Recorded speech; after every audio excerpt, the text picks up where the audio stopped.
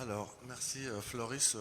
Ça m'a fait penser à certaines langues minoritaires où je pense qu'on rencontre le même problème, c'est-à-dire que les demandes ne sont pas couvertes et quand ce sont des situations d'urgence ou de vie et de mort, que fait-on? C'est-à-dire que voilà, la question se pose de cette manière-là. Euh, je vais pour ma part m'exprimer brièvement parce que même si j'ai aidé à l'organisation de la journée, etc., je suis ici aussi dans le panel en tant que représentant de la communauté d'interprètes, c'est-à-dire de professionnels de l'interprétation qui subit aussi qui est finalement soit contraint, soit affecté, soit aidé, parce que dans le cadre de la préparation des missions, c'est vrai que ça peut aider aussi par les intelligences artificielles. Donc c'est là-dessus que je vais m'exprimer. C'est très bref et puis je vous parlerai aussi de ce qu'on avait évoqué, c'est-à-dire la possibilité de faire un test aujourd'hui ici. Je voulais me mettre d'accord avec vous sur la manière de faire pour ne heurter personne. Euh, donc, euh,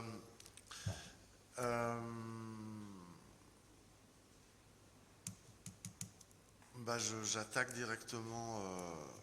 Je vais vous dire ce que je pense, moi, en tant que professionnel de l'interprétation, concernant toute avancée technologique, c'est-à-dire que ce soit l'intelligence artificielle ou autre chose, à venir ou révolue. C'est que, de mon point de vue, la technologie ou toute avancée technologique doit diminuer ma charge cognitive qui est déjà importante. C'est-à-dire, après tout, c'est pour cela, tel que je l'entends, que la technologie avance et puis elle est développée, etc. C'est pour venir, pour être au service de l'homme et non pas l'inverse.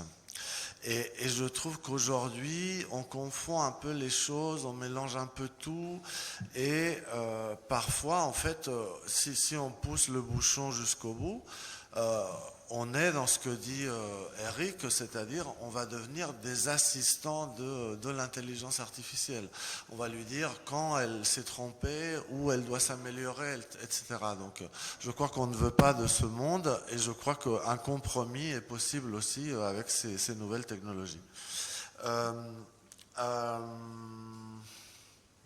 bon, après avoir testé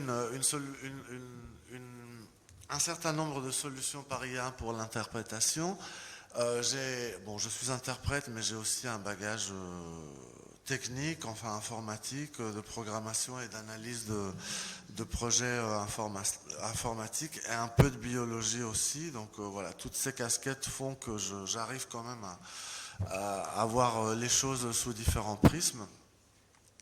Et donc, après avoir testé toute une série de solutions, les plus performantes, entre guillemets, c'est-à-dire Gemini, différentes LLM intégrées par Gemini et autres, Meta Seamless, anciennement Facebook, Palm 2, Claude, etc. Voilà, ce sont des LLM qui combinés font ces behemoths de la traduction automatique qui bientôt sera parlé aussi, spoken.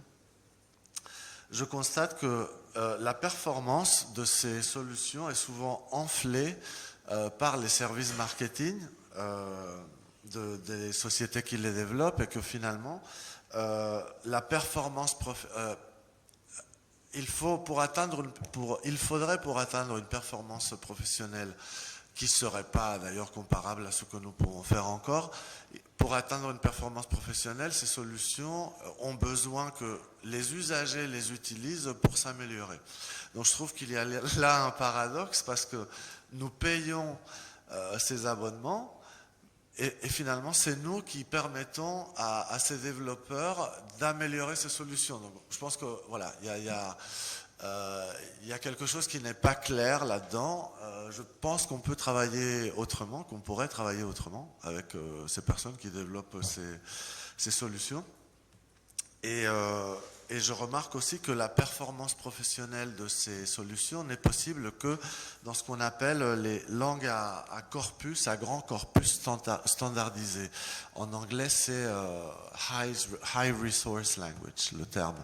C'est-à-dire ce sont des langues comme le français, l'anglais et l'espagnol qui sont extrêmement documentées, pour lesquelles il y a des millions de documents, de dictionnaires standardisés, etc.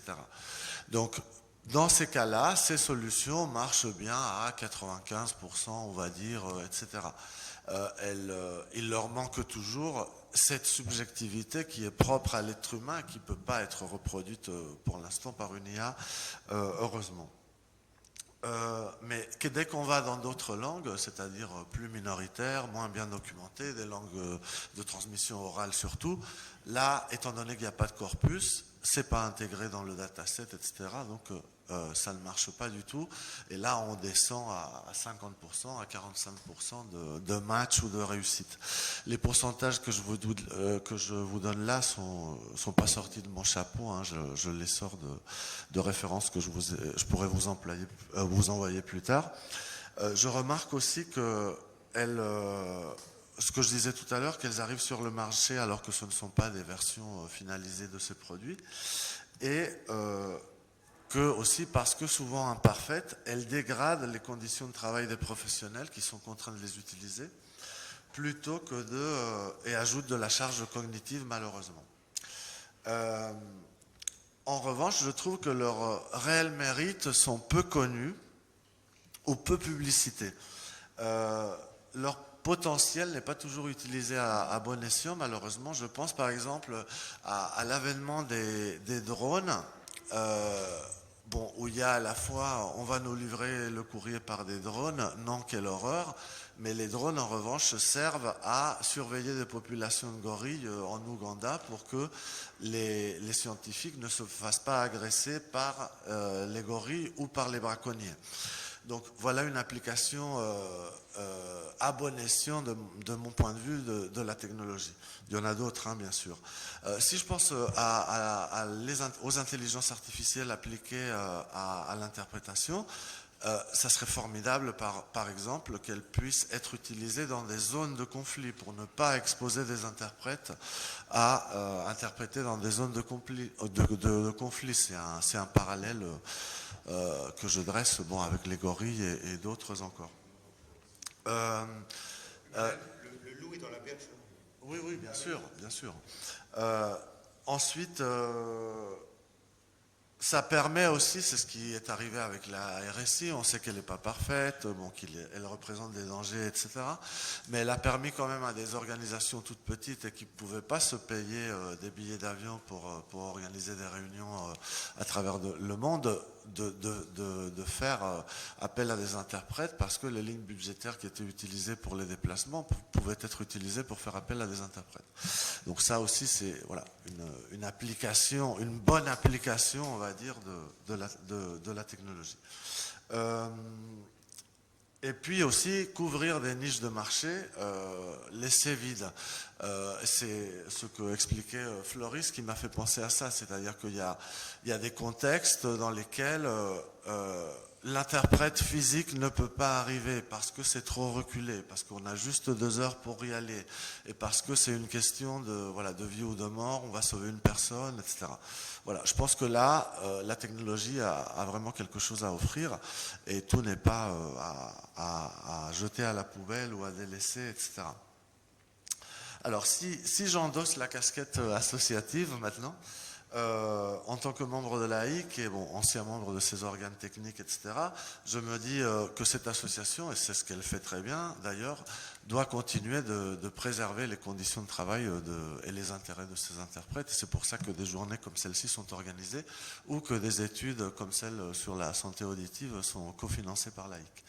Donc je pense qu'il faut continuer le travail, parce que justement, il y a des lots dans tout ça, et il faut savoir les identifier et dire oui à certaines choses et non à d'autres.